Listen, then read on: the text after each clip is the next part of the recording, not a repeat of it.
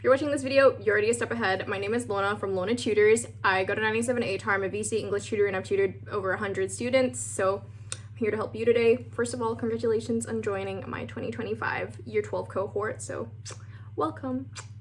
Second of all, let's actually talk about what the video is going to be about. This video will go over how you can begin Year 12 with confidence and strategy. I'll be giving you some advice that I believe got me a 97 ATAR and I believe has helped my students quite a lot. Obviously, does depend on the person, and some of my insights will not resonate with you specifically. That's up to you and your discernment, okay? Take what works and throw away what doesn't. I recommend hearing a few different perspectives, with one of them being mine, but obviously you can talk to other Year 12s or previous Year 12s, people who have graduated, your teachers, online creators, Reddit, Reddit AMAs, etc. Need to plug my workshops and resources first of all. LaunaTutors.com, tons of VCE English resources. I'm posting this video during the summer break, and I'm hosting a Head Start VCE English workshop plus Q&A online. If you can't attend, or if you're watching this video after the event has occurred, it's going to be on the 11th of January. Everything will be recorded anyways, and so whether you couldn't attend the actual event or you just bought a ticket afterwards, the recording and all of the digital resources will be sent straight to your email. So double check your email. I go over everything you need for VCE English in order to start on the right foot, like subject-specific advice, skill building, organization, strategies, all specific to VCE English. I also have other resources like study guides for high ground, castle, argument analysis. I'm going to make more this year, so keep an eye out for that. And also free stuff like blogs, paragraph markers, etc. So go check that out. It's all on my website. If you want to stay updated, subscribe to me. YouTube or IG, TikTok, Facebook, Spotify, just started that. And keep an eye out on my resources and my social media because I'll keep you updated there. The first thing we're going to talk about is a study schedule. So I asked my Year 12s and asked about what they wish they did differently in their final year. The main thing that kept coming up was, I wish I actually had a schedule, or I wish I started the year with a schedule. So a lot of us jump into the year with a wing it attitude, or I'll figure it out along the way. I'll figure it out in the first week or so, and plans keep getting pushed back because it's really chaotic. And while I did the same thing, because I wasn't always super organized as a person, I realized I needed to compensate for my lack of organization, and I realized I needed a schedule very quickly into Year 12.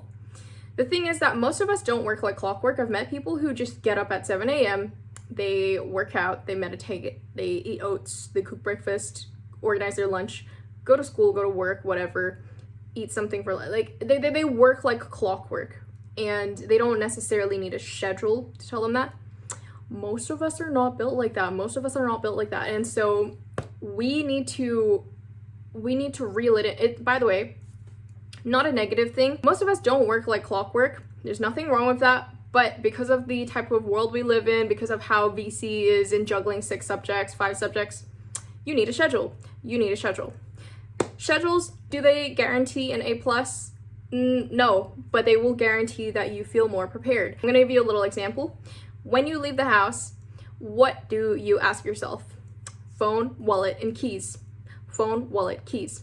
And you might have this little saying in your head, you might have it ingrained in your head, phone, wallet, keys. Now, does that prevent you from never leaving anything behind at home? No. You might sometimes say phone, wallet, keys, and then you realize, I don't have my phone somewhere, and then you spend 15 minutes searching it. Or you might say phone, wallet, keys, and you go out and you forget to bring the present for your friend's birthday. It's not a foolproof list, but the point of having this technique is to help you feel more prepared when you go out. When you do phone, wallet, keys, you go out and you don't think, oh my gosh, do I have my phone, my wallet, or my keys? Instead, you think, well, I already checked for phone, wallet, keys while I was at home or while I was about to leave the house, so I don't need to keep ruminating and stressing about that. I can just leave the house and do whatever I need to do. And so having a schedule is kind of like that, like Monday, BizMan, math, revs. BizMan, math, revs. And does that guarantee you're going to get an A+? Does that guarantee that you're going to study 2 hours per subject per day? No. What it guarantees is you have a level of preparation and that you are in the loop for everything, right? It doesn't guarantee that you understand everything fully, but what it does guarantee is a little check-in for all your subjects and being in the know for where you are. And it also helps you cover all bases in that sense, because some days you might, if you don't have a schedule, you might just spend 4 hours doing methods or something, and then the next day you realize, oh my gosh, I have a Rev SAC and an English SAC on Friday.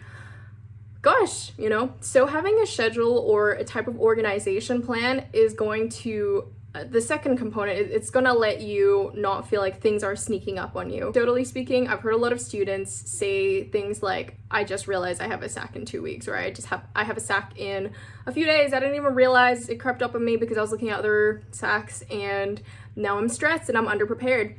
And so my next piece of advice under the schedule category is not only to have a consistent study schedule where you feel like you're covering all the bases of your subjects. By the way, I have a subject schedule tracker in my workshop thingy.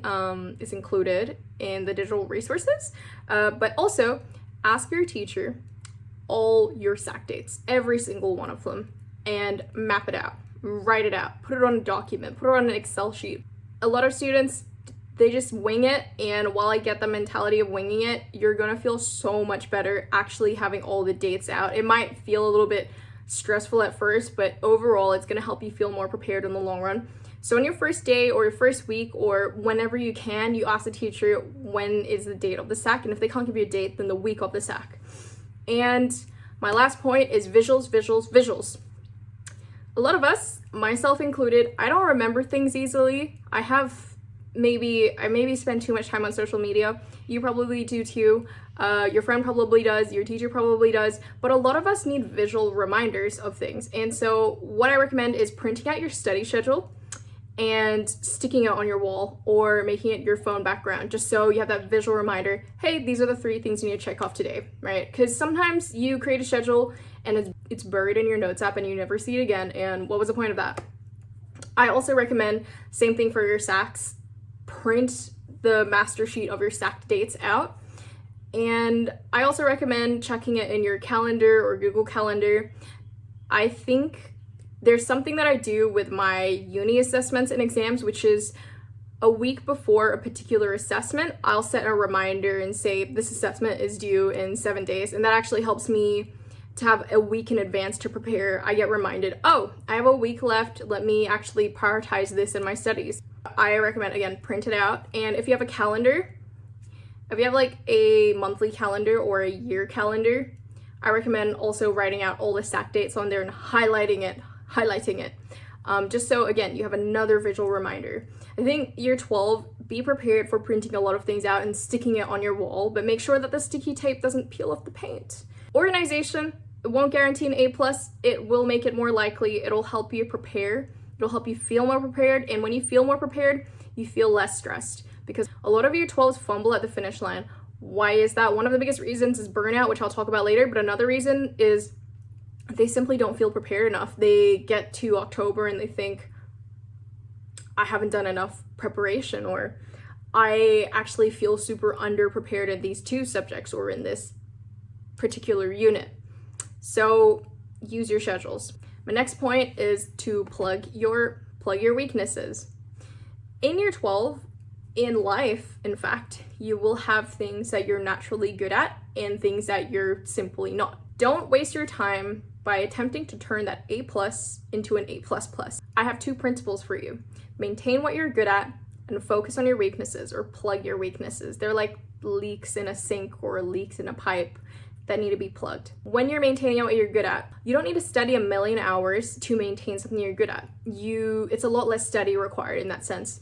Figure out how much study is required to maintain the things that you're good at. For example, with me, when it came to English, I actually did very minimal study. I took my basic notes, I made my quotes tables, and I wrote paragraphs here and there, of course. I wrote essays here and there, but it was not my focus. It was not the focal point of my studies because there were subjects that I was worse at.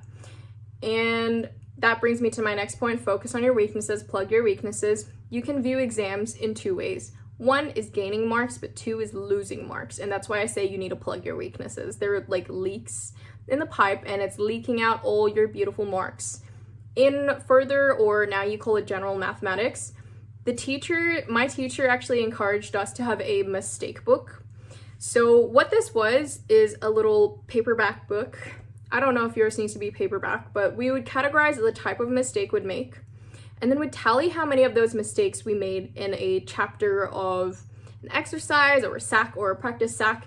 And what this did was it pointed us to our main issues and how we can solve it. For example, let's say with mathematics, further mathematics or general mathematics, sometimes it's writing or formatting your answers wrong, and not that you actually got it wrong. And so when I open this book, I'll see a ton of tallies under, you know, I wrote the wrong unit, or I didn't add the unit, or just kind of like syntax errors, or errors in the actual presentation of the answer.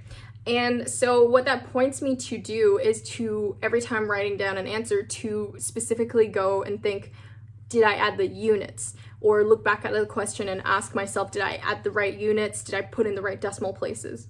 Sometimes it's accidentally, you know, translating a number wrong during working out, you know, when you work out some math problem. Ugh, I sound like I don't do any math. I promise I do. I sometimes misread my numbers. For example, if I write 27, I might accidentally misread that as 21 because of the little hook. And so maybe if there's a lot of those tallies under, you know, getting the wrong number during working out, maybe that tells you to be a little bit slower when you're working things out and a bit more intentional. And sometimes it's misunderstanding or misreading questions. But you see how all these little categories of mistakes helps point to you not just which subjects you're weak at, because you might actually be good at the subject in general but still make mistakes. It points to the specific things that you can do better. And if you don't know how to do better, like let's say you keep getting, oh, I'm misreading, I'm misunderstanding the question, and you don't know how to improve from there, you go ask your teacher, because that's what they're there for. Okay, next topic, friends/ranking. I grouped these together. If you were in a high school in a different country, I would say everyone's an enemy. Read The Art of War, don't trust nobody, you know. But we're in Australia, and we're specifically in Victoria if you're watching as a VCE student. So there's actually some incentive in teamwork. Everyone in your cohort doing well actually benefits you a lot.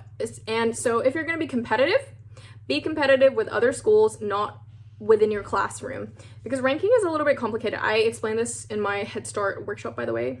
But boiling it down, the better your school's cohort does, the better that you do, regardless of your rank. It's a little bit complicated. Maybe I'll make a video. But I have a few suggestions. One, don't sabotage other people. Like, you know, there's no point in making people do worse in your class. You're not going to get an advantage over that. Again, maybe in another schooling system, but not ours. Two, make friends with the smart people.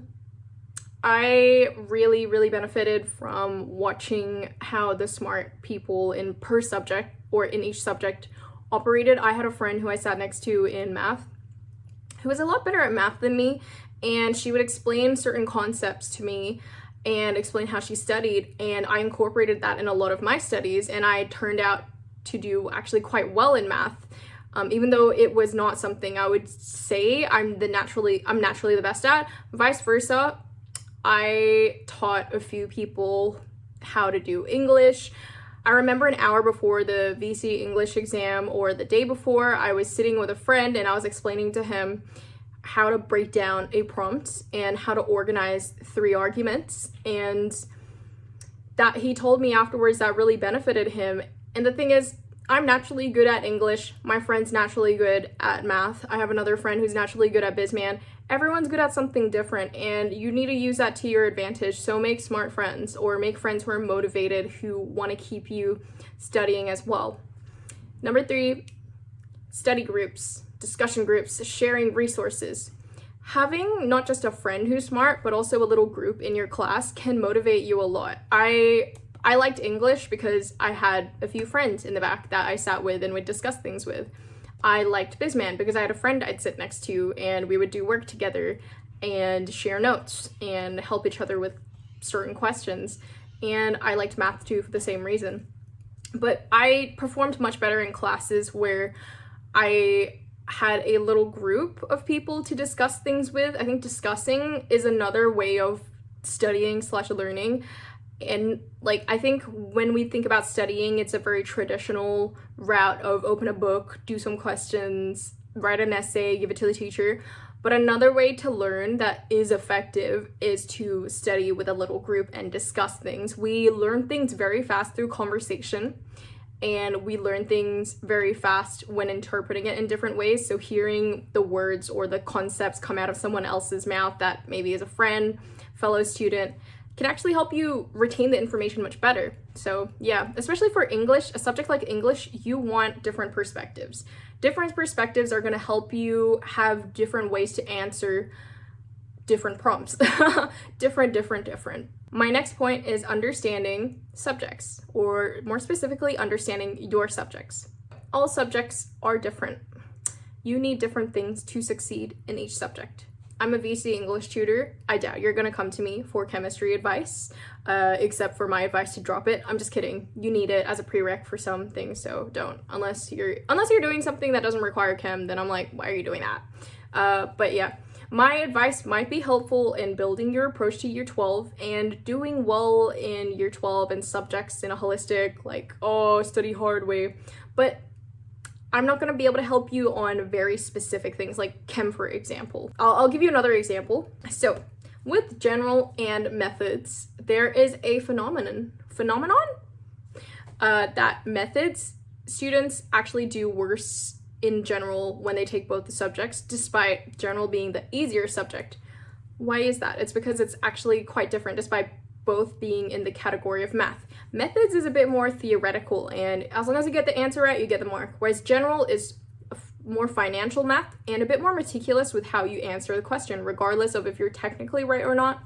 So for example, if the answer is 42 days, in methods, you might write 42, you get a tick. Whereas in general, if you write a 42 without the unit, you're done. What I was told for general is to write your answer in a sentence as well. But anyways, always add the unit, even if it's methods, like that's best practice. It's just what I've heard.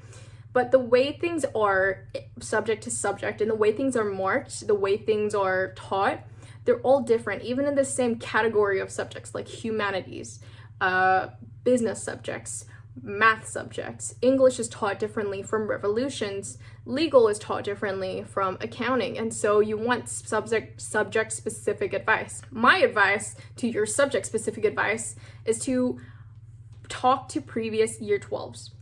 They are going to know not only your subject and the specific ins and outs the best, but they're going to know your school the best. They're going to know which teachers are the good teachers. I remember someone telling me who the good teacher was for one of my subjects, obviously not naming names, but I ended up requesting, I think, being in her class, and I think everyone knew, like, their average study score results for their students were much higher than the other teacher. And so I knew that by talking to someone. Talk to your teachers, or listen to your teachers, or ask questions. Don't be afraid to ask questions. Read the examiner's reports. This is key, right? You search up on whatever, you search up examiner report, VCE examiner reports, and you look at the previous years, and the examiner report details exactly what the previous cohorts could have done better, or did wrong, or did well. That's going to give you a big advantage.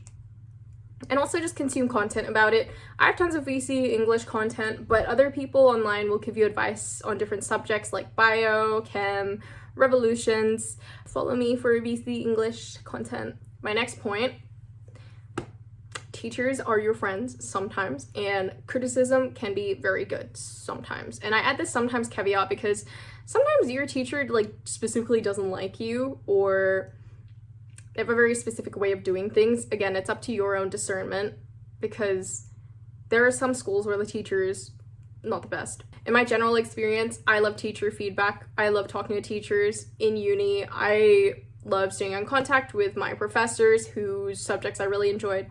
There have been subjects where I've felt like they didn't mark me fairly, or I didn't understand the logic behind the way they marked me. And are they wrong? Am I wrong? I don't know, but I usually took their criticisms with a grain of salt, whereas even in subjects that I did poorly in or not as well in, if I saw the logic behind the teacher's marking, I would take it, right? I would understand and be like, okay, I got 50 in this assessment because of this, this, and this. I guess what I'm saying is humble yourself. I'm someone who cares about my grades, kind of, and I can be sensitive about criticism when it comes to things I write, things I put out. And I felt really uncomfortable asking for feedback. I remember feeling that way in English because I loved English so much and I loved writing so much that it felt like a personal affront to say a single bad thing about it. But at some point I realized I'm not perfect. I am not the new JD Salinger? You know, I might be good at English, but I'm not perfect. And I think I needed to humble myself and sit with that discomfort and actually ask for the teacher's help and lean into that feeling of growth mindset and being better for yourself and bettering yourself. And so when I actually got feedback, it was really helpful. Obviously I didn't like reading it because I was like, okay, but then I ended up incorporating it anyway. So shout out to my VCE English teacher. You're a real one. Constructive criticism can be amazing when it is constructive. So if your teacher gives you vague feedback, go up to them and ask them, hey, can you please elaborate and give me an example? And I love saying not only elaborate, but example, because a lot of us only learn through examples. Even if we elaborate on something, I find with my students especially, even if I elaborate on what I'm trying to hammer in, like, for example, your structure is not strong enough and you require more, you require more of a logical flow, they might think, what does that mean? But if I illustrate it with a tangible example, their brain processes it better. So I recommend you ask for an example. Number 2, swap essays with your friends, swap pieces with your friends, get them to mark your work and you mark their work. Free essay marking. And also your friends can be really good at some things that you're bad at, and you can be really good at some things that your friends are bad at. Like, I think I knew someone who had an amazing vocabulary. I have a decent one. I'm not gonna go and flex and say I'm a thesaurus. I'm really not. I think that's one of my weaknesses is I wish I had a larger vocabulary when it came to essay writing. I usually default to my favorite words. I can be a little bit structured, but that's my strength, is that I tend to be very, very structured when it came to essays. And so, swapping with friends, I can pick up maybe their good vocabulary words that they put in, and they can pick up my strong sense of structure and logic and reasoning. Also, you can ask ChatGPT to constructively criticize your essays. Remember to tell them to not sugarcoat it, because ChatGPT is known to sugarcoat things. But also don't rely on them fully. I think AI will become it is important already, but it will become even more important in the future. But it's not always very accurate, and it's not always the best. That's all I'm gonna say. And so, I mean, you can help you. They are really good for grammar and actually writing something out, but they're not always the best at discerning underlying meaning or analysis of critical thinking. And so you can use AI to constructively criticize your essay, but at some point you need to critically think for yourself and ask, is this good feedback? Which I guess is the point of constructive criticism. Is it good criticism? Is it good, tangible feedback that's relevant to VCE or VCE English? Next point, practice exams. This is what will save you. This is what will save you, and this is what saved me. I swear this is the most important thing when it comes to study, and you probably won't do a ton of it at the start, but you need to keep this in mind. I know I got a 97, but 99 plus students will tell you the exact same thing. Practice exams are the key to success when it comes to VCE. Wow, I'm so dramatic. The first reason why is that it familiarizes you to an exam answering style. You'll be familiar with the format, and when you sit in the exam room and you open the pages, you'll be like, oh, I got this. Like, I've done this a million times, or I've done this 7 times. Both are the same. That's not true. But for example, if you've been around a neighborhood once or twice, you're probably able to walk around it without a map. And if you've been around it 5-6 times and you're more familiar with it, you might even be able to have a jog or a run and know exactly which houses to turn to, see the nice view. But familiarity means that when you open the exam, you're not going to be nervous and you're not going to be shaking. Instead, you're going to be looking at the exam like, okay, how do I approach this specific one? Because I've done so many exams. People who don't do practice exams are really missing out, because it prepares you on another level. Like, you simulate the exam experience. The only thing to elevate that would be literally simulating the exam experience. No phones, no notes, timer, print out the exam, handwrite it, Bam. Also, another important thing, practice your handwriting, because all your exams are handwritten, or most of them are handwritten. So I think a lot of people, because we all type now, we neglect the fact that we actually have to handwrite sometimes 3 hours worth of exams. Oh, also my next point, marking your own exams or getting someone to mark them. This will help you improve so fast, as you'll be able to see your own weaknesses, which ties back into my whole plug your weaknesses piece of advice. Also, here's a little sneaky. Sometimes Vika sits there and goes, well, anyways, and reuses questions. They'll just change up like a certain little aspect of it, but they reuse questions sometimes. They change it up a little bit, right? The more practice exams that you do, the more prepared you are, and also the more likely you already know an exact answering style or an exact answer structure that VCOM might want. But that only happens if you actually mark it. There's zero point in doing a practice exam if you don't mark it afterwards or you don't get someone to mark it. And then my final point is burnout prevention. How do we unwind? Thinking about ATAR and year 12 all the time is not going to help you manifest your dream ATAR. It's going to stress you out. And burnout is one of the more common factors that I see in smart students who flop at the finish line. Yes, I said smart. Yes, I said flop at the finish line. They are tired and mentally exhausted, and you'd think that they would make it past the finish line, but I think it's something to do with the timing and urgency and all the feelings culminating as they get to the finish line. They never gave themselves a break, and now their legs are collapsing 10 meters before the little line. Wow. I'll do a deep dive on burnout prevention later on, but here are some tips of mine. 1, physically leave your space of study. If you're studying in your room and you've been studying for 2 hours, you don't unwind by going on your phone, you unwind by leaving the room and going on your phone, but you don't want to be in the same place. And it's a small thing, but I promise it helps. 2, exercising is very important. A bunch of researchers all say this, but just from my personal experience, it helps. Like when you're studying, you focus on your brain and your mind. When you exercise, you focus on the well-being of your body. And it doesn't even need to be a hard workout. I go on a 30-minute to 1 hour walk with music, and it's very relaxing. Sometimes I'll have a coffee, sometimes I'll have coconut water, and I'll just be like, this is so nice. But it helps me reset, and it most importantly helps me not think about the work I have or the work I have to do. Sleep on time, please. People will burn out if they are only getting 4 hours a night, unless you are a biological phenomenon. Have a few hobbies / things to do as a default to help you de-stress. For me, it was TV, trash American TV. You might notice from the accent that I was heavily influenced. Art, I loved drawing, and I love guitar and singing. I think I picked up guitar when I was 18 or 17 to deal with VCE stress, and also I like guitar. But I became good at playing guitar, and I self-learned on YouTube, and it was a way to not think about the amount of work I had to do.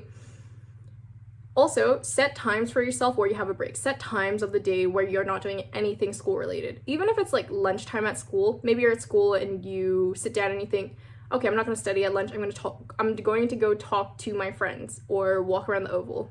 And my last point is continue enjoying life and go enjoy life with your friends. Year 12 was my most eventful and enjoyable year in high school. I made a lot of memories with friends, and I went to parties, and I still, did things on the weekend and caught up with people. It was good. And I think that helped me stay sane so that by the time October rolled around, I wasn't just, steaming from one year. Obviously, that ties into the schedule part of this conversation. You do need to manage your schedule well. I'm not saying party all week, all day. Don't do that. What I am saying is sometimes you want to study, sometimes you want to rest, sometimes you want to reward yourself. Balance is the key. Balance is the key. And also listen to your inner voice. Listen to what you need and what your body needs. Sometimes your schedule is going to say you need to study, 10 minutes today or 2 hours today. But if you're feeling sick, you can just whittle that down to 5 minutes or 10 minutes. You kind of need to, I think year 12 is a really good time to get to know yourself when you're under pressure and under stress and when you're balancing a lot of things. And so try to also approach it with that mindset. How do I feel? what do I need? When do I study the best? When do I feel like I study the worst and feel distracted? What helps me before and after study? Is it more effective for me to have short sessions of study with lots of breaks in between, or long dedicated sessions with white noise in the background? You have to figure that out for yourself. Overall, I hope this video helped, and I will put out more videos. I think this is more of general advice. I might put out a study techniques video. Again, VCE English Resources, study guides, free resources, workshops, on-demand videos, LaunaTutors.com. And remember, I'll support you through this year, so subscribe to my YouTube, add me on TikTok, IG, Spotify if you want to listen to me while you walk around your neighborhood or park, and Facebook. I don't really use Facebook. You know, add me, feel free to message me. I don't always answer because depending on the time of the year, sometimes I can get 100 DMs. And then some other times it's more chill and I'm down to have a little chat. Put out a lot of Q&A boxes on Instagram as well, so, you know, feel free to message on there. But let's stay in touch, and good luck for year 12. Again, you're already putting yourself ahead of the curve by watching this video and ingesting it. If you don't do everything to 100%, that's okay, right? The thing about advice is we don't have to take all of it, but the fact that you're watching this video tells me that you are in the mindset of starting the year right and organizing yourself and preparing yourself, and that actually puts you ahead of the curve already. So, but obviously if you want to be way more prepared for VCE English, I guess you just have to go to my workshop or purchase a ticket or purchase the recording. So yeah, but yeah, anyways, I'm really excited for this year. I'm so happy that I continued doing this tutoring thing because it honestly does make my life better. I really enjoy doing it, and I feel like the longer I do it, the more I enjoy it and the more I learn. And I really like the community and interacting with you guys, especially you guys in my TikTok comment section. You guys are funny. And also YouTube comments. I feel like the difference between TikTok comments and YouTube comments is that YouTube comments are usually longer. They've usually watched most of the video, and they're more insightful, thoughtful. Whereas TikTok comments, I feel like, are just a bit funny, but they tend to be very short comments. So I guess obviously different forms of media attracts different types of not only audience, but audience behaviors, which is something you can think about when it comes to argument analysis and discussing form. But anyways, I can't wait to start the year with you, and good luck.